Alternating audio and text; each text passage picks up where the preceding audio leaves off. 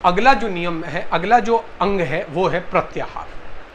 प्रत्याहार पांचवा महत्वपूर्ण अंग होता है जिसके अंतर्गत इंद्रियों को वश में रखने पर बल दिया जाता है। प्रत्याहार अष्टांग के अंतर्गत एक ऐसा अंग होता है जिसमें इंद्रियों को पूरी तरीके से वश में रखने पर बल दिया जाता है। प्रत्याहार के एक आत्म नियंत्रण की एक महत्वपूर्ण प्रक्रिया होती है, याद रखें आप। आत्मनियंत्रण की एक ऐसी महत्वपूर्ण प्रक्रिया होती है जिसमें संसार के लोभ लालच के पीछे भागने वाली जितनी भी इंद्रियां हैं उन इंद्रियों को वश में कर लिया जाता है। तो सीधा सा आप याद रखें, प्रश्न यहीं से पूछा जा सकता है कि इंद्रियों को वश में रखने के लिए पतंजलि के द्वारा बताया गया अंग निम्न में से है, तो क्या लगा देंगे आप? प्रत्याहार लगा देंगे, क्योंकि प्रत्याहार आत्मनियंत्रण की प्रक्रिया होती है और उस आत्मनियंत्रण की प्रक्रिया के अंतर्गत इंद्रियों को वश में किया जाता है। प्रत्याहार के बाद देखिए आप, प्रत्याहार के बाद अगर आप देखते हैं तो इस पांचवें अंग के पश्चात अगला जो अंग आएगा, छठा अंग, महर्षि पतंजलि के अनुसार छठा जो अंग होगा उसको आप ध्यान के रूप में याद रखेंगे और उस ध्यान को ही एकाग्रता के नाम से भी संबोधित किया जाता है। अष्टांग के अंतर्गत छठा जो अंग है उसको कहा जाता है धारणा, उसी को कहा जाता है एकाग्रता। अब इसके अंतर्गत याद रखें, अपने इष्ट देव या स्वयं पर पवित्रता से मन लगाने की जो प्रक्रिया है उसी को कहा जाता है धारणा, उसी को कहा जाता है एकाग्रता। अब याद रखें आप, समाधि की अवस्था के लिए पहला जो चरण है उसी को कहा जाता है धारणा।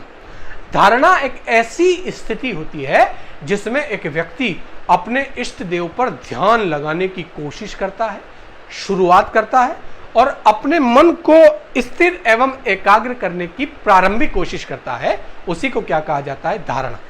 ठीक, तो धारणा अपने आप में जो है समाधि को प्राप्त करने का पहला चरण होता है, उसी को कहा जाता है क्या? धारणा। धारणा के बाद सातवां जो चरण है उसको कहा जाता है ध्यान। अब ध्यान क्या है देखें आप, धारणा के अंतर्गत क्या होता है? साधक अपने आप को नियंत्रित करने की कोशिश करता है, इष्ट देव के समक्ष रखने की कोशिश करता है, मन की एकाग्रता को बढ़ाने की कोशिश करता है। उसी के बाद की अवस्था ध्यान होती है जिसको कहा जाता है धारणा। अब याद रखें आप, ध्यान के अंतर्गत क्या होता है? ध्यान के अंतर्गत एक व्यक्ति अब समय सीमा के बंधन से थोड़ा मुक्त हो जाता है। अब वो बहुत लंबी अवस्था तक इष्ट देव से और अपनी एकाग्रता को बनाए रखने में सक्षम अब हो जाता है। इसके पहले वाली अवस्था में आप केवल कोशिश कर रहे हैं एकाग्रता लाने की, स्थायित्व लाने की। अब यहां पर आपने समय सीमा के बंधन को क्या कर दिया? तोड़ दिया और आप एक लंबे समय तक इष्ट देव के ध्यान में क्या हो जाते हैं? लीन हो जाते हैं।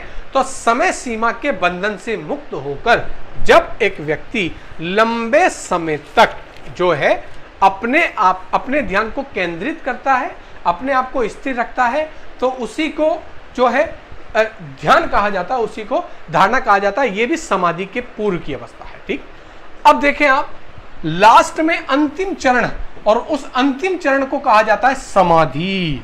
याद रखें आप, अब ध्यान धारणा के पश्चात आठवां समाधि। समाधि एक ऐसी स्थिति होती है जिसमें व्यक्ति सुख, दुख, दरिद्रता, अदरिद्रता से बहुत दूर जा चुका होता है।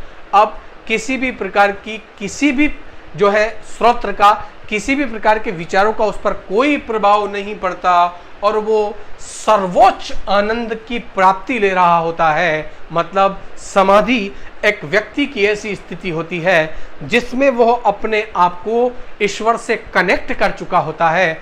अब वो कई वर्षों तक विभिन्न प्रकार के मौसमों को, ऋतुओं को झेलते हुए उसी अवस्था में इष्ट देव के ध्यान में रहता है। और जब सुख, दुख, दरिद्रता, अदरिद्रता को पीछे छोड़ते हुए एक व्यक्ति इष्ट देव के प्रति अपने आप को लीन कर लेता है, उसी अवस्था को समाधि कहा जाता है। याद रखें, ध्यान की जो पराकाष्ठा है उस ध्यान की पराकाष्ठा को ही समाधि कहा जाता है। इस अवस्था में बाह्य संसार से व्यक्ति को कोई लेना देना नहीं होता है, वो पूरी तरीके से अपने आप को ईश्वर से कनेक्ट कर चुका होता है। व्यक्ति की आत्मा, जीवात्मा परमात्मा से मिल जाती है और जीवात्मा एवं आत्मा का परस्पर मिल जाना ही समाधि कहलाता है।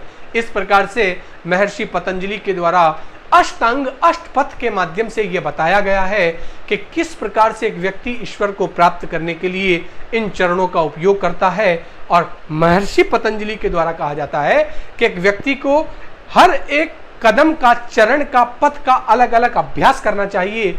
एक पथ में निपुण हो जाने के पश्चात अगले चरण पर जाना चाहिए और इस प्रकार से स्टेप बाय स्टेप बढ़ते हुए उसके द्वारा ईश्वर को प्राप्त किया जा सकता है और वो समाधि की स्थिति में आ सकता है।